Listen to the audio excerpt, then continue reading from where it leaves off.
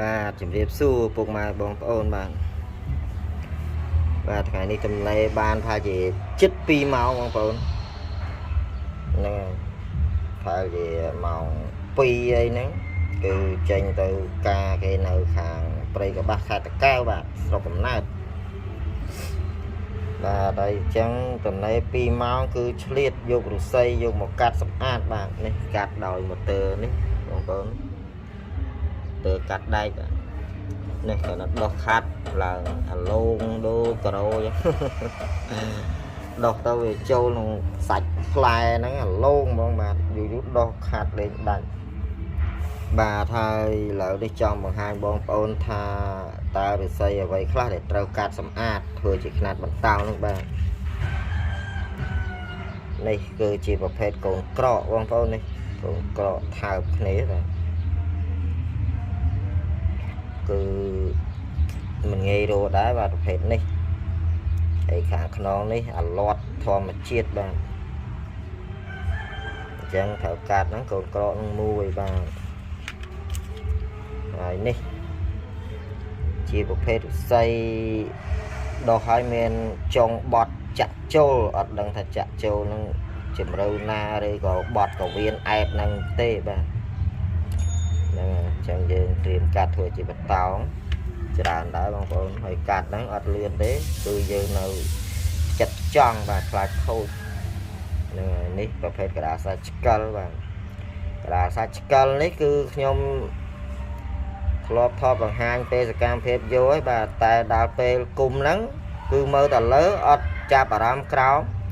ពូភ័ក្រយកនប់ខាងក្រោមមួយស្អាតចេះបាទស្អាតមាននប់ហ្នឹងហ្នឹងហើយអញ្ចឹងថាដំរីជើង4គង់ជើង4បាទអត់ឆ្លងដល់ជើង5ទេបាទហើយនេះក្តារសាច់ស្រប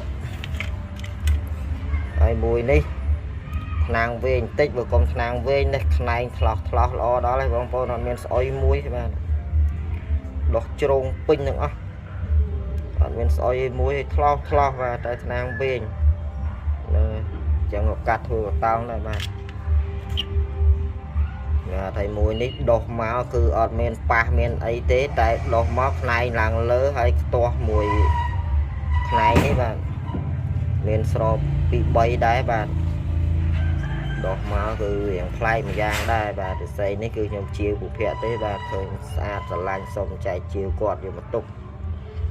ហើយខ្នែនេះគឺដោះមកបត់បាញ់គ្រូពីលើអញ្ចឹងគឺខ្ញុំអត់កាត់ទេទុកអញ្ចឹងទៅបាទដោយសារអត់ចាក់នេះបលាមួយនេះបាទទុកខ្ទាស់បិទខាងក្រោមអញ្ចឹងឲ្យចិត្តទៅ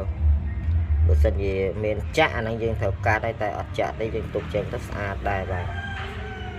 ហងភ្លុងកដាលនេះខ្នែងដោះមកជ្រាមចូលប្រឡោះហ្នឹងអញ្ចឹងបាទណាហើយមួយនេះគឺប្រភេទក្តារសាច់អត់មានច្រពាត់អត់មានកយ៉ាវអីទេបាទដោះឆ្កិលអញ្ចឹងតែម្ដងបាទហើយនេះបាទពីរជាប់គ្នាខាងលើនេះស្អុយស្ដាយដល់ហើយនេះឥឡូវខ្ញុំមានកូននប់ខ្នែងកូននប់ខ្នែងទូចមួយស្អាតទៀតបើកាត់ឲ្យរៀងមូលទៅហើយយកមកដាក់បន្ទប់ពីលើហ្នឹងទៅអាចនឹងស្អាតបាទអានេះយើងលក្ខណៈយើងកែច្នៃអញ្ចឹងក្តារសាច់នេះយើងប្រភេទញីយើងយកប្រភេទនប់យកមកថែមពីលើទៅវាទៅជាមានក្តារសាច់ផងមាននប់ផងនៅនឹងតែមួយទៅក៏វាដូចជាមួយយ៉ាងដែរបងប្អូនចាំមើលកាន់តែនិយាយទេតែមិនដឹងពេលណាបាទធ្វើទេបាទ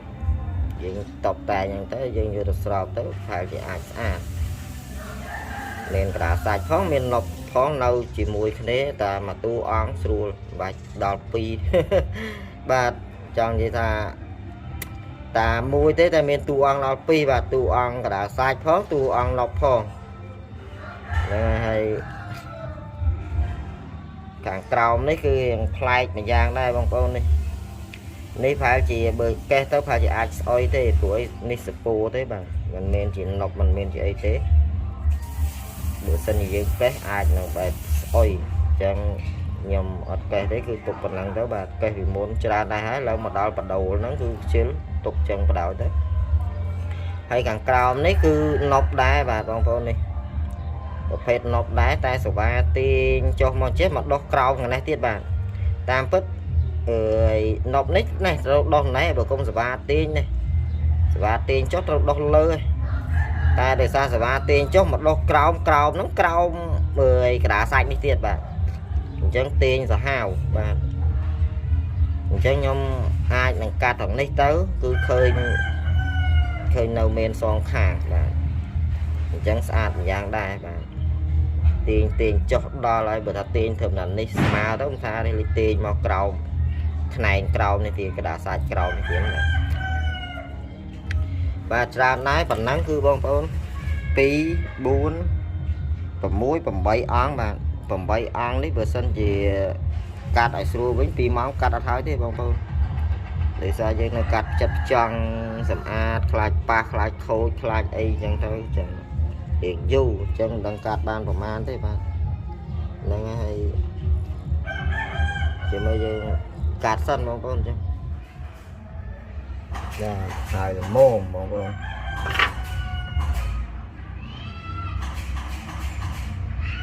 nọc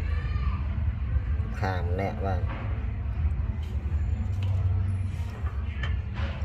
này ở cái dao ở chỗ con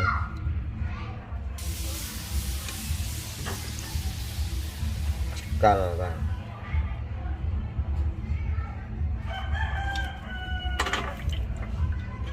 nè mệt trông ở soi một mệt thằng nào về tích bạn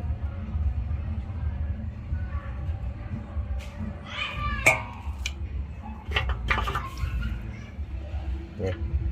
rồi hù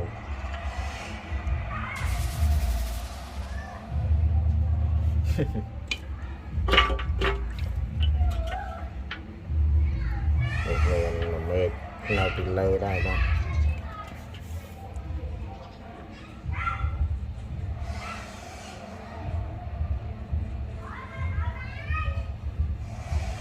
nè từ lại là này lời đi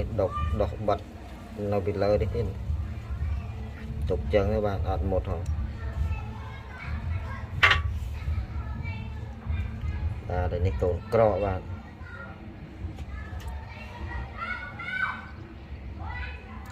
cọ pi thao này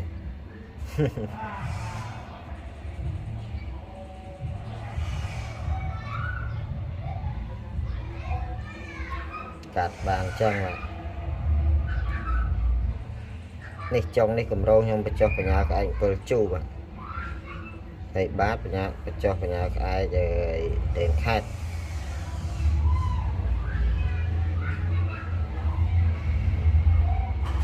nghề rồi đây là tưởng chụp mùi này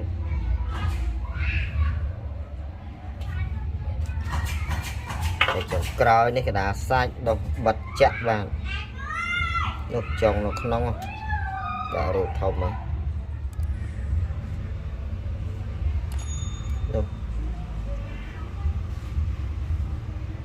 đó mà trong phun được nóng mình đang chỉ chặt trâu chứ đâu đi rẽ đấy không có những mơ khơi chẳng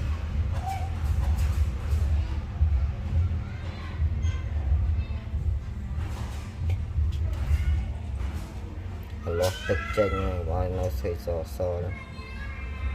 ទុកយូរហើយនៅឃើញថាខែលើវាស្រកលហើទៅអាចមើលដឹងលើnóចិត្តណែនប៉ះដែរបាទ